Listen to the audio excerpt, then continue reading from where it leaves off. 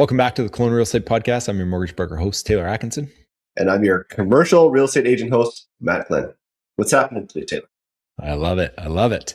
Other than just watching your, success in commercial real estate grow, today was an awesome show, man. We had Gavin on. Well, he's our local MLA for the Mission in Kelowna. And so, yeah, we've been trying to connect with him for a bit. He's been advocating for short-term rentals. He's representing the Conservative Party. And, when we look back through like our show history, we've had on a handful of MLAs, mayors, city council. So we're really fortunate to be able to speak with these people for such a lengthy time. It's also thankful for them for spending their time with us. But yeah, it was funny talking to Gavin. He's like name dropping all these people. I'm like, oh, we've had them. We've talked to them. Oh, we've had them on the show. And it was like kind of like, yeah, talk to everyone. So yeah, it's kind of cool to do that for sure. Also, he's a good dude, eh? He's a nice guy to talk to. Yeah, I've met him a couple times now. I think the one thing I've taken away from like the multiple shows that we've done with politicians is, sometimes we color them in the same, like, hey, they're part of this party or they're part of this movement. But, really like we're voting for local people to then go to parliament and, bring important items that are, affecting our community to that provincial level. We're voting for the people, not just for the party. And he's been a great resource in terms of like trying to turn up the economic drive here, right? Trying to get tourism back, trying to get like local income to our community so we can like keep picking along here. So yeah, he was great to have on the show. We talked about a ton of different topics. So yeah, really good show. Talk about it on the show, but he was like one of the people pushing for Kelowna to get the exemption, which worked, obviously. He would have liked to see it sooner. Probably everyone else in Kelowna would have too.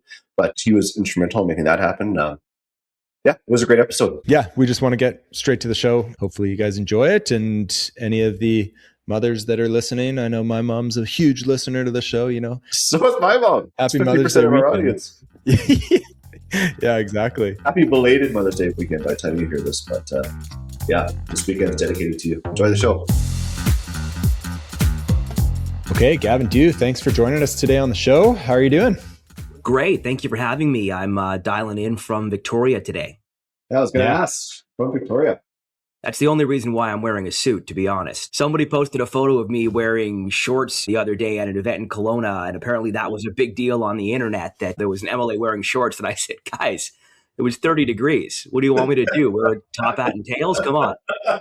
Yeah. Spring has been cooking here. So maybe we can just start with like a quick introduction, who you are and wherever you've kind of come from. Yeah, you bet. So my name is Gavin. I'm the MLA for Kelowna-Mission. I serve as the Conservative Critic for Jobs, Economic Development, Innovation, and Artificial Intelligence, or JEDI, as it is often known. They changed the name of the ministry, but I kept the name of the critic role because I thought it was cool. So that puts me in a place where, in addition to representing Kelowna on a whole range of issues in the legislature, I'm also very active as a critic around pretty much anything to do with the economy, jobs, economic development, trying to create economic conditions, investment conditions in the province, small business issues, innovation, AI, all of those kinds of like catch-all issues are areas that I get to wade into, which is a lot of fun. I come from business myself, so those are issues I'm really passionate about. And that I think it's really important to have a strong voice in the legislature. So you're the critic for AI. What are your thoughts on this? This is such a huge topic. One of the frustrations about being the critic for AI is that the government appointed a Minister of State for AI, I think 7 months ago, and they still don't seem to have a service plan or any kind of a strategy around AI, which is a little bit problematic.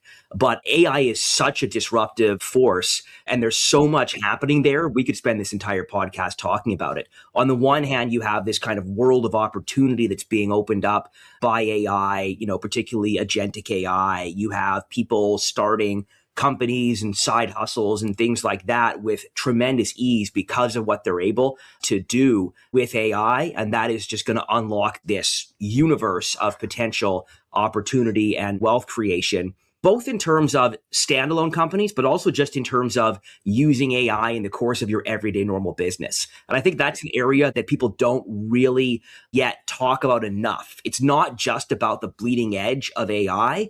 It's about, when people are implementing, an AI receptionist, or they're using AI to write social media content, or they're using AI to generate video content, or they're using AI to help write documents, do analysis, do business planning. All of those things enable greater productivity for the people that are using AI. But there's also something called skills-biased job dislocation, which is what happens when you have an entire universe of kind of particularly entry-level, white-collar desk workers who are kind of having their first jobs be shifted away or taken over by AI. So that's got some significant implications. And then on the government side, there's the big, thorny, complicated question around how can government use AI to deliver services more efficiently or better or more productively, and to make the experience of citizens better in terms of their interactions with government. How can AI-driven analytics be used to make government better, more effective, more user-friendly? So there's such a huge universe of conversation around AI, from the very positive to the really ethically troubling issues, like we dealt with around the situation in Tumbler Ridge, when it came to light that the perpetrator of that incident had potentially used ChatGPT in the process of planning that terrible act. So such a big, complicated file. Yeah, I can imagine only getting bigger and complicated by the day. It is, right? I think about, there's this terminology they used to use around technology, which was digital immigrants and digital natives. I'm going to say we're probably all roughly the same age-ish. I'm 42. We probably got our first email address when we were in elementary school or high school. I know I learned to type on ICQ because, you could talk to girls there. We all had similar experiences of becoming technologically adapted. And then you look at the next generation that are, my kids' age. My kids are 5 and 7. And there's this video I remember seeing a couple of years ago of a little 2 or 3-year-old who's been handed a paper book, and they're trying to zoom in on the book.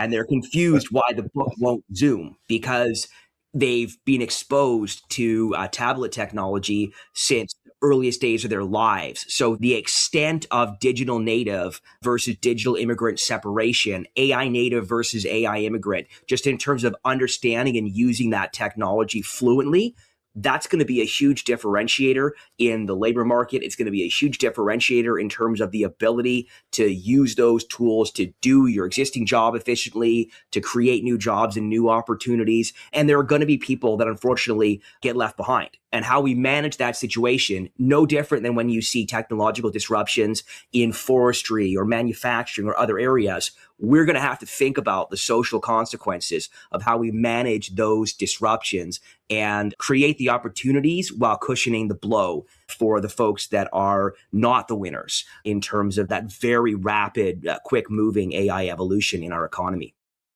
Yeah, it seems like it's going to be a wedge that kind of divides more of the wealth gap. I mean, to maybe segue into like our economy, I think about a year ago, like productivity was announced to be one of the lowest historically, like Canada as a global scale.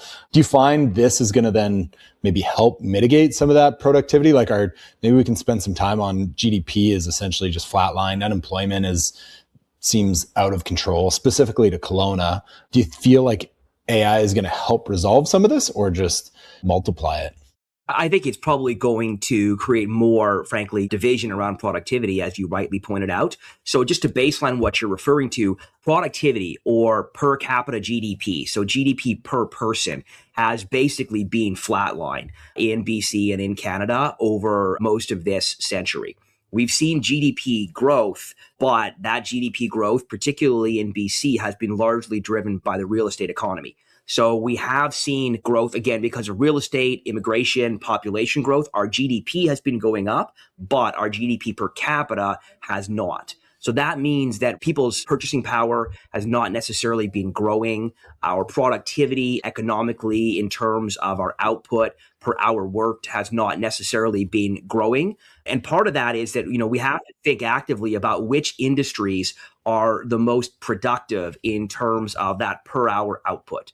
So our resource sector is dramatically productive. We have other sectors that are, a fraction of that productivity. So when we think about governments have a tendency to pick winners and losers in terms of what kinds of job growth they want to support. And it's really important that you're making those decisions on an evidence base. You're looking at what is actually going to increase our overall provincial or national productivity. How can we make sure that we are growing the kinds of jobs that are going to contribute to per capita GDP, to productivity, to the fundamental wealth creation of our province, particularly that first dollar wealth creation? And that's where the resource sector is so crucially important. So obviously you guys are the Conservative Party opposition to NDP right now. Seems like NDP's kind of had a change of their tune recently, maybe with some housing policies and just the direction they're going. But I guess coincidentally for the Conservative Party as well, like you guys are having change in leadership. You kind of want to discuss maybe the differences between your guys' approach economically. Like what are the sectors that the Conservative Party wants to support to see more growth in the GDP sector? I think, part of it is about sectoral growth, and part of it is also just about the approach that you take to trying to support growth. So what tends to happen is that in any government, in any political system, parties on the left, like the NDP, tend to be a little bit more focused on top-down control. With this government, they have a tendency to focus on picking winners and losers. They love large capital projects where they can decide who goes ahead and who doesn't if those projects pass their test in terms of what the labor component is, organized labor or open shop, in terms of what the Indigenous equity partners might look like, in terms of what their political preferences are for projects. But when it comes to the incremental small business, they tend to be a little less focused on creating fundamental conditions for the other 95, 96% of the economy that isn't major projects. So among other things, we're really focused on trying to rebuild our small business economy. You can see a sign right above my head that says Save Small Business.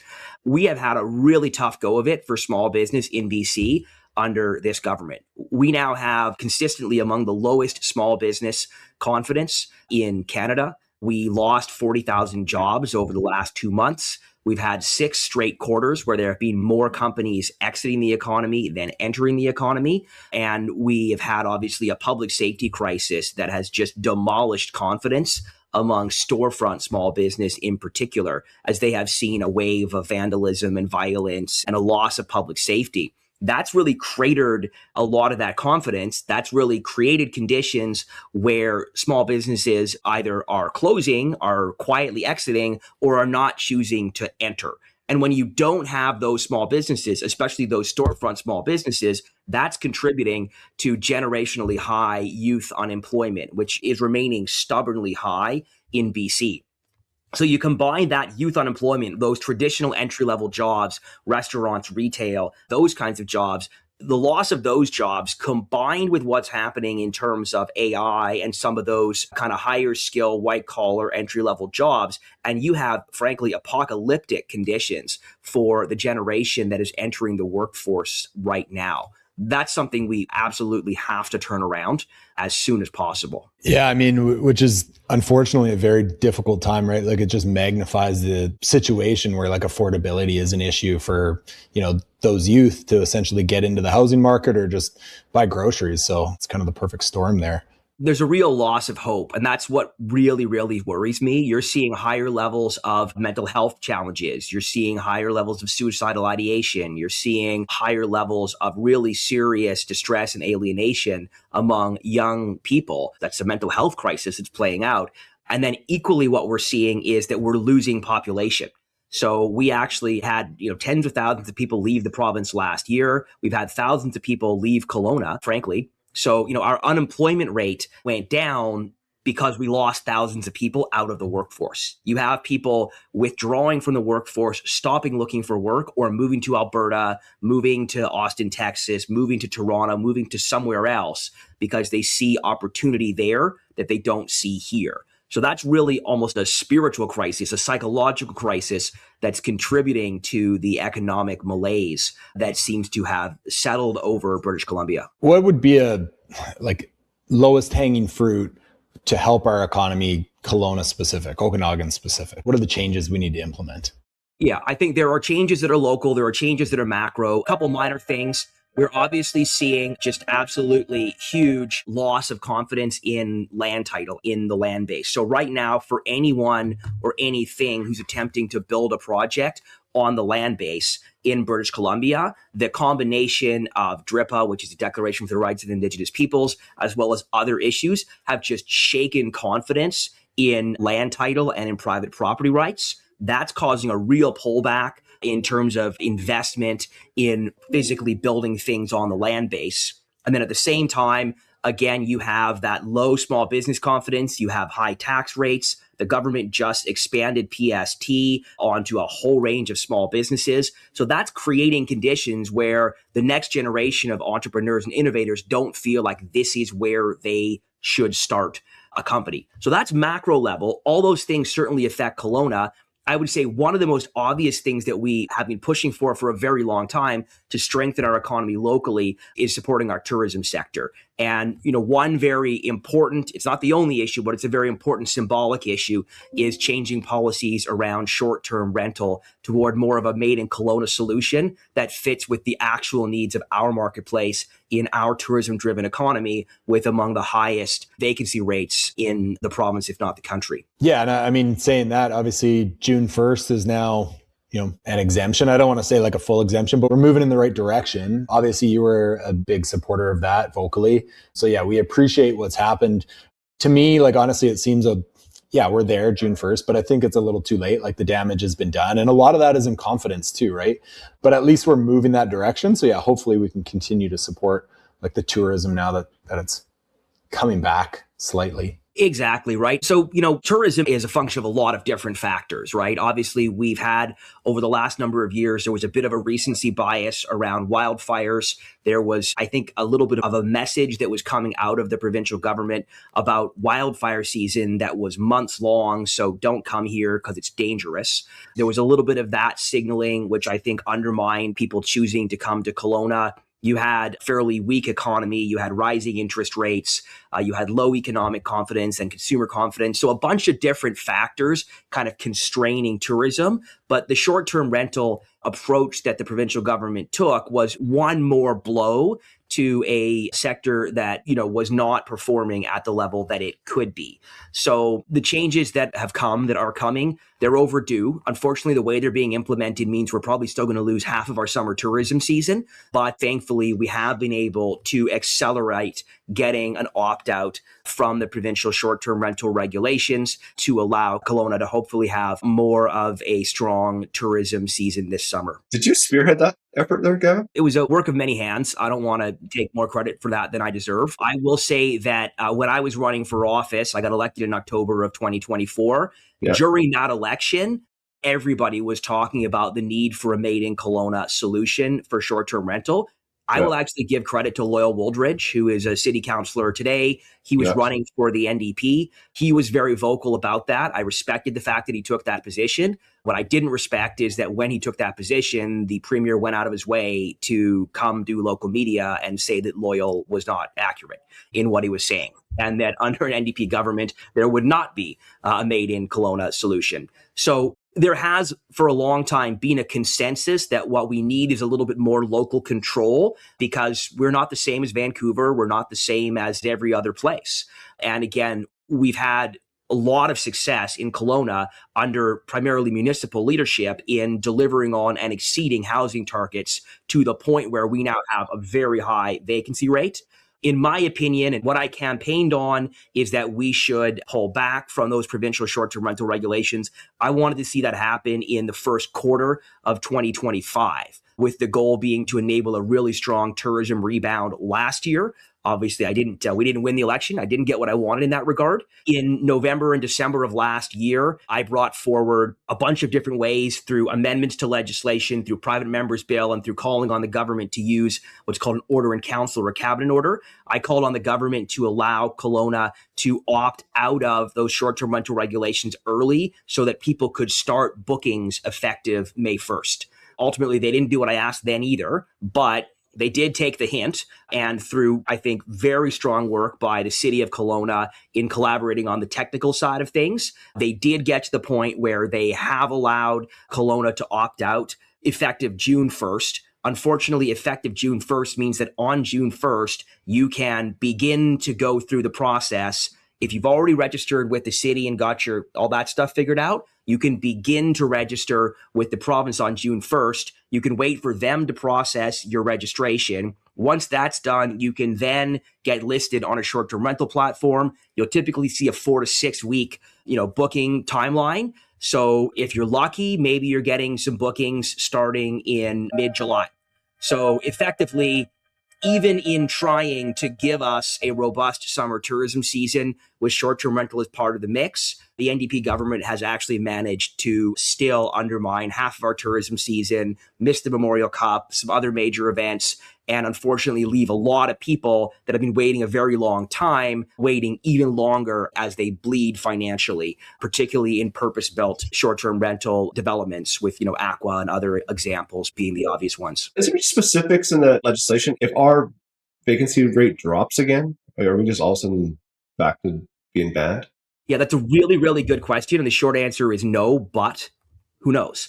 You touched earlier on the loss of confidence, and that's the real thing. So when this legislation was enacted, as far as I could tell, they didn't think through what happens when somebody meets the qualifications to opt out, because Kelowna effectively was the guinea pig who was attempting to opt out, and no process seems to have been constructed for them to do so.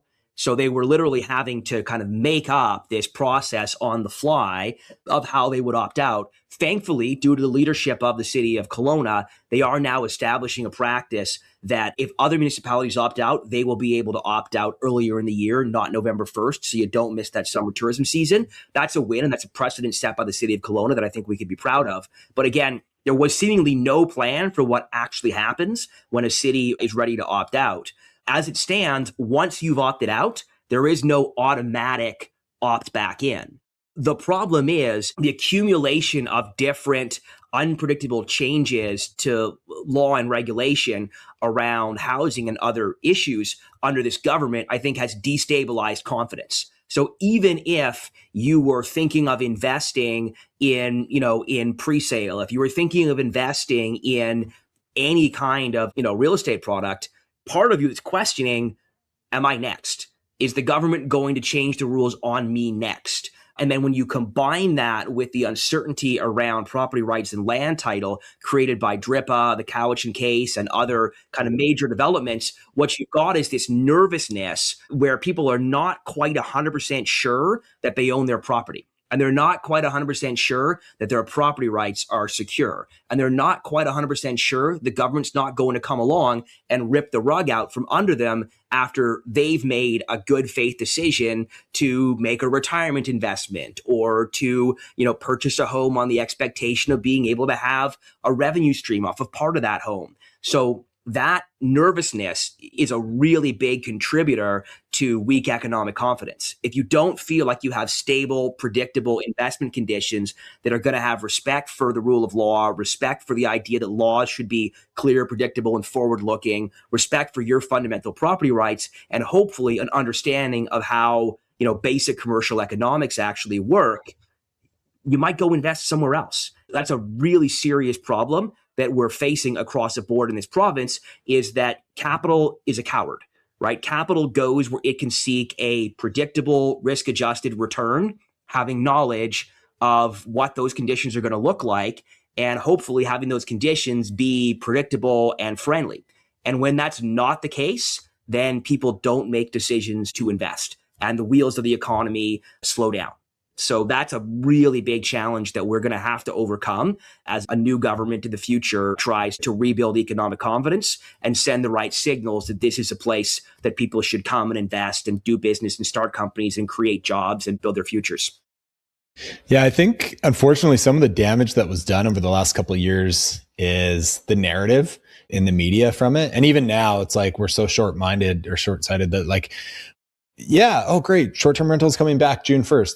why was it gone in the first place? Like, it's almost like governments are coming out as a hero to be like, woohoo, we've accomplished something so great. We're giving you back something we took away from you. Yeah.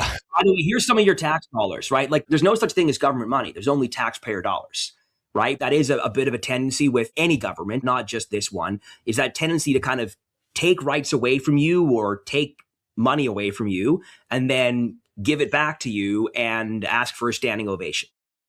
I think the narrative that was built up is, hey, these people that own short-term rentals are bad. Or buying pre-sale and assigning them. Yeah, like vacancy tax, speculation tax, capital gains. It's always like penalizing the person that's sticking their neck out and trying to do something great. Instead, they could, turn the table a little bit and say, hey, these people are actually like stimulating the economy. These people are allowing pre-sales to get going. If we continue to support them, there could be more units. Now, I'm not naive to the fact that short-term rental ban and, a lot of the policy changes and volatility and lack of confidence that they've come out with has probably gotten to what they ended up wanting, right? Like a vacancy. They wanted rents to be suppressed. Like, they have achieved that, but I guess at what cost? I feel that they could have achieved the same thing if they pushed the opposite narrative to support investors and support stimulating the economy. So it's just frustrating to see as a person sitting on the sidelines being like, why are these headlines looked at so positively now when the problem was created from the same party? It's a really good point, right? Governments tend to create problems and then come up with ways to solve those problems. The metaphor is you squeeze a balloon, it gets big in another place, then you squeeze it, and then it gets big somewhere else, and you keep squeezing it, and eventually it pops. Sometimes that's the way that this kind of revolving door of policy choices ends up playing out is first you create a problem and then you come along and you try to solve it. I think you're right to point to the fact that, when it comes to building rental housing stock, we're all economically savvy enough to understand that ma and pa investors are a really important part of doing that. And people have to have sufficient economic confidence to want to invest. They have to have sufficient confidence in a balanced residential tenancy act to want to bring their lock-off suite into the market. They have to have confidence that they should invest in order to build. That's really important. There's a balance that has to be struck, of course, and that's very, very important. But you also have to think about it from kind of an overall economy perspective, because the economy fits together. If you've got slightly cheaper rent in an apartment, but you can't get a job because you were hoping to get a job in the tourism sector and the tourism sector isn't performing as it should, then that's a trade-off. There are always trade-offs. There are no such thing as perfect economic outcomes. You're always wrestling with how those things fit together. So, just last week, I brought a private member's motion to the legislature to require all MLAs to get mandatory economic literacy training when they're sworn in as MLAs. Is it a little bit of a poke in the eye? Sure it is. But it's also very intentional in that, as legislators, we are making decisions that profoundly affect the economy, that profoundly affect how job creators act in the economy, that affect how individuals act in the economy. And honestly, there is a stunning level of economic illiteracy at play in some of the decisions that get made. Some of the, as the critic for what I'm the critic for, jobs and economic development, I go into budget estimates or I go into committee stage on a bill, and you find yourself asking questions and you get answers that are a little terrifying, that if somebody gave you that answer in your business, they probably wouldn't be working in your business for very long. These are folks that are in charge of setting the parameters for every business in the economy. So I do believe that if we can lift the level of economic literacy in the legislature, even if people are coming at things from different perspectives, to me, economic literacy is not, let's make everyone read Milton Friedman and quote it back chapter and verse. It's let's make sure that people understand inflation.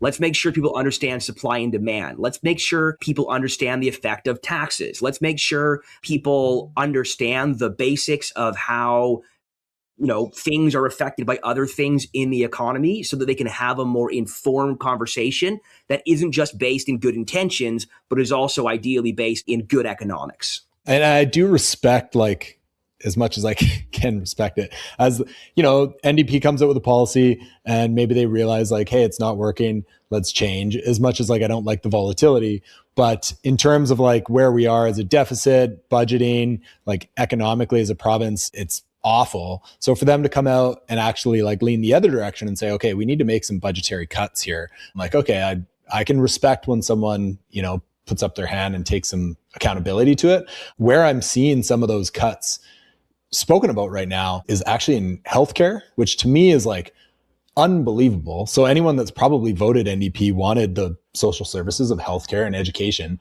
but like to now cut a basic necessity like healthcare just seems wild. So can we spend a little bit of time? Like I know they're in the earlier stages, but there's supposed to be quite a significant, job cut from Interior Health. And I think our healthcare system is already underwater. So yeah, do you just want to spend a little bit of time talking about where we're at there? You bet. So it's on the overall budget. The budget came out a couple of months ago. I was one of the 3 MLAs in what's called lockup. That's basically an embargoed 3 or 4 hours you get to review the budget. And then that prepares you to be able to comment on it as soon as it becomes public. So we were helping our finance critic, Peter Millibar, to get ready to comment on that. And, when you start looking through that budget, wow, it is crazy, right? Obviously, you got a $13 billion deficit, but you also had this $650 million a year expansion of the PST onto bookkeeping, accounting, geosciences, security services. Real estate commission. Yeah, exactly, right? If you're a downtown business and you've been suffering the effects of this kind of wave of vandalism and violence unleashed by a reckless drug decriminalization experiment, and you're paying more for security services, now you're paying 7% more for those security services. Heck, if you're, an elderly person who likes to knit, you're paying 7% more for knitting yarn because PST was added to knitting yarn. That's how much they're scrounging in the couch cushions to find dollars. But the reason they're doing that is in part because they've grown the size of the public sector by, there's lots of ways to measure it, but north of 40%. There's been about 10 times the rate of growth of public sector jobs relative to private sector jobs over the last number of years. There's been the worst private sector job growth in the country over the last 6 years here in BC. The economists will tell you you need to grow, 5 private sector jobs for every public sector job in order to have a sustainable ratio. And we've been going the exact opposite direction. So government has grown dramatically. A lot of that has been kind of in middle management. So when it comes to healthcare, a lot of it has been in kind of the corporate overhead side. There's been a huge amount of spending on consultants. There hasn't seemingly been that much of an improvement in terms of frontline care, and particularly in terms of the conditions for the individuals working in the healthcare sector. So, we're seeing a tremendous level of burnout, frustration, people leaving the system, some really, really challenging working conditions for our frontline healthcare workers, which are contributing to destabilizing the system. We have really great people that are working in the system, providing an excellent level of care, but they're doing it in hallways. And they're doing it experiencing burnout, and they're doing it with what seems to be a very broken organizational culture. So there's got to be a really fundamental turnaround of our healthcare system. We just saw a number of long-term care facilities be, quote, repaced in the budget. We found information and made it public over the last few days that repaced actually meant canceled. So they've now canceled all the contracts on those projects. There is no clear indication as to if or when those will ever move forward. They've also canceled an entire hospital in Burnaby. And of course, at Kelowna General Hospital, I've spent a lot of time over the last few weeks pointing out that we are at peak. We've got about 50 people in hallway beds at KGH, and we have unopened space behind lock and key on the 5th and 6th floors that could accommodate probably about 50 to 55 beds. So we've literally got shell space sitting there empty for more than a decade that was built in order to accommodate the growth in demand. The demand growth has come. The spaces have not been opened. So we've got people that are being treated in hallways without privacy, without dignity, and without the quality of care that they deserve. Why aren't those places opened? Like, what's the reasoning behind that? You'd have to ask the Minister of Health. She actually came to Kelowna last Friday and quietly visited Kelowna General Hospital, told nobody, didn't tell the media. They found out she was coming. They asked why, and there was no response. So really, at the end of the day, that's up to the Minister of Health and Interior Health to make decisions around if and when and how they're going to get those spaces open. But they're sitting there. I talk to a lot of people, whether they're frontline workers in the healthcare system, doctors, nurses, allied health professionals, you name it, or whether there's people that have been through, the hospital experience themselves. And the frustration you hear from, 70-year-olds who are waiting to get treatment, they're in an emergency room, waiting for a hallway bed that's currently full of someone who's coming down from an overdose. I talked to someone the other day who spent several days in a hallway staring down the hall at the unfinished space. So, when people become aware that they're having this experience and that there is literally space sitting there, which is designed to be used in order to accommodate the growth in demand, and it's not being opened, that is just insulting to the taxpayers who paid for that space to be built, and to the users of the healthcare system who are receiving, frankly, a disgraceful level of care by no fault of those frontline healthcare workers, but because the system is not setting it up for success. I mean, we just had Mayor Tom Dias on last show as well, and I kind of asked this question, but I know the answer. But at a municipal level, can we not add to that? Kelowna is a profitable city. We have the airport. We're doing fairly well. Can we not just say, yes, we have an issue, we're going to contribute monetary value to bring up that standard? Because obviously we're not getting it from the province. Is there any other solution that we can do as a municipality? There are obviously significant contributions that come from the community, both from a tax perspective and also from a voluntary perspective, through foundations, right, and so forth. So yes, but is that a sustainable solution? That's the challenge. We have a healthcare system that is dramatically underperforming, that appears to be, frankly, very badly mismanaged, that appears to be in dramatic need of a turnaround. It's not just about spending more money. Our health budget accounts for order of magnitude 60% of the spending that we do out of the entire budget. It will eat 100% if you let it. You don't want to go making dramatic cuts, but what you do want to do is you want to make sure the money's actually being used effectively. And that's one of the big challenges, is how do you do that turnaround? We had a big issue around pediatrics last year, which I was quite vocal around. In my opinion, at the time, the need for the then CEO of Interior Health to make way for new leadership. And the argument I made at the time was you can't do a turnaround on your way out the door. And I think that reality holds more broadly. We have a provincial government that is 9 years in, that has clearly run out of ideas, that I think has run out of energy, that has increasingly run out of permission from the electorate. Every day there's a new poll showing them sliding further, collapsing further, losing more and more confidence on more and more issues. I really don't think that a government that is battling for its very survival and a premier that is trying to hang on to his job are really in a position to make thoughtful changes to the way we run a complex system like healthcare. So, we're going to need a new government. We will get a new government sooner than later. I believe it will be a Conservative Party of British Columbia government, and it will be incumbent on us to show that we're a government in waiting, to show that we have a clear plan around how we're going to turn around a lot of things, including our healthcare system. And then, if we do that, you'll be granted the opportunity to get in there, and that affords you kind of a fresh mandate. Because when you have a new government, when you have a new minister, when you have a change moment, it allows you to look back on everything that wasn't working, and you get to say that wasn't working. You don't have to pretend it was always working because it was your idea. You don't have to kind of, mess around. You get to say, okay, now it's time to turn the corner. You get to have conversations with fresh eyes. You get to invite feedback. You get to bring people into the conversation that might have felt marginalized from the conversation, especially those frontline workers that have great ideas, those doctors that have been begging to help for years and feeling shut down. You get to invite them in, and you get to actually have, a change moment in institutions like your health authorities and hospitals, which can hopefully get you onto that right track. I want to finish off with one hot seat question for you. Speaking about change, who will be the new leadership of the Conservative Party? I mean, you don't have to answer this, but who are you thinking support-wise? What direction are we going? Yeah, so look, we have 5 great people that are still in the running to be leader of the Conservative Party of BC, and every single one of them would be a lot better premier than David Eby. I know that for sure.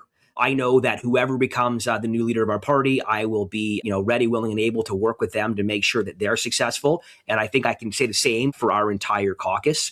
We've got 38 people in a caucus that want to work together, that want to be a government, want to be a government in waiting, and that want to work with a new leader. So, over the next few weeks, it's going to come down to that final kind of tug of war over who is ultimately successful. And then from there, my hope is that we're going to be able to very quickly get them integrated into our caucus team, get them fully up to speed, and kind of have their new leadership build even more on the momentum that Trevor Halford has built as interim leader, picking up from John Rustad. Trevor's been an incredible, very effective interim leader who's really stabilized the organization, stabilized the caucus. We're debt-free, we're high-functioning, we're taking it to the NDP every day in question period under his interim leadership. So whoever is coming in is going to be really well-positioned. I've made it public that I'm supporting Peter Millibar, who is currently our finance critic. Peter is the only one of the candidates who currently has a seat in the legislature, which I think is a pretty compelling structural advantage because it means he can start on day one. He knows the caucus on day one. He knows the books. He knows the issues. He knows,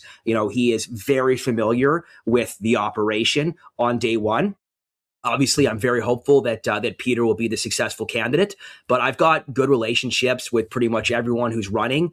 And I think what really is going to be the most beneficial is, frankly, if all 5 of those people are involved in whatever capacity they want to be involved when we're done. Because job number 1 of a new leader is to rally everybody who ran for leader, everybody in caucus, and frankly, everyone who joined the party, everybody who wants a brighter future for our province without an NDP government. It's the job of that new leader to gather all those people, to, throw the tent walls open, to invite them in, to welcome them, and to rally those troops, get us to an election as soon as possible where we can get a change in government and we can frankly get eyes on the prize, focus on rebuilding our economy, focus on rebuilding confidence, focus on righting the ship in major things that are falling apart, from our healthcare system to our post-secondary system to the housing market to land title. I can't wait for us to be in a place where we get to go into an election, because I will absolutely put our team up against the tired NDP team and whoever they have leading them after they throw David Eby out.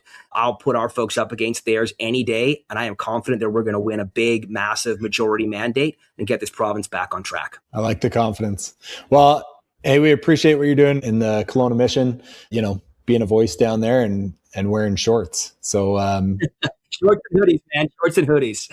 yeah. We know you got to run, but yeah, always appreciate the insight that you have. So thank you so much for joining us. Thanks a lot for spending your time with us, Gavin. Thanks for taking the time. I appreciate what you guys do. Have a good one.